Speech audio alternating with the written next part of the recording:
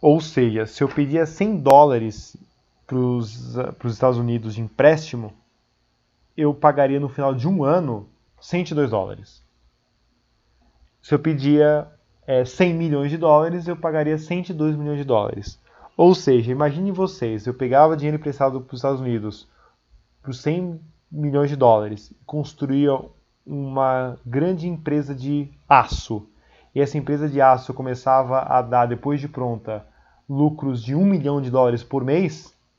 Notem então que vamos supor, eu pago essa dívida em menos de 100 meses, ou seja, em 10 anos eu pago essa dívida e depois de 10 anos eu tenho só lucro. O problema é que a crise do petróleo faz os Estados Unidos aumenta demais os juros lá dentro. Então o juros sai de 2% para 15%. E a dívida do Brasil, então, se multiplica por 7,5%. Perdão, por 7,5 vezes. E aí o que eu ia pagar 2 milhões de juros, eu vou pagar 15 milhões de juros. Não só Brasil, mas México. Ou seja, a partir dos anos 70, quando a crise do petróleo e o fim de Bretton Woods começa a atingir os Estados Unidos, eles repassam essa crise para quem tinha dívida em dólar. No caso do México e do Brasil, sobretudo.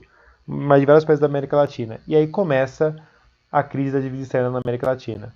Tanto que no Brasil a gente vai chamar de década perdida, os anos de 1982, mais ou menos até 1994. Aqui eu coloquei de 80 a 94, mas é de mais ou menos de 82, a década perdida. Porque é uma década em que o Brasil vai ter muito desemprego, vai ter um crescimento econômico baixíssimo, PIB crescimento baixíssimo e problemas de hiperinflação. Né? Então, durante o regime militar, vamos supor, o Brasil tinha 30% de inflação por ano.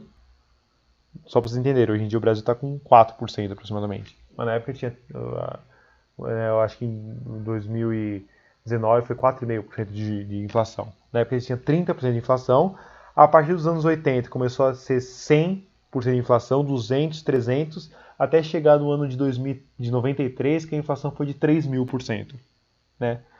Óbvio que há uma culpa dos Estados Unidos, mas há uma culpa também do regime militar, que foi uma das grandes tragédias econômicas e sociais do Brasil, né? Eram pessoas muito desorganizadas e despreparadas, que no primeiro momento deu um crescimento econômico razoável para o Brasil, sobretudo ali naquele período chamado Milagre Econômico, só que depois enterrou a gente numa crise que alguns dizem que duram até hoje.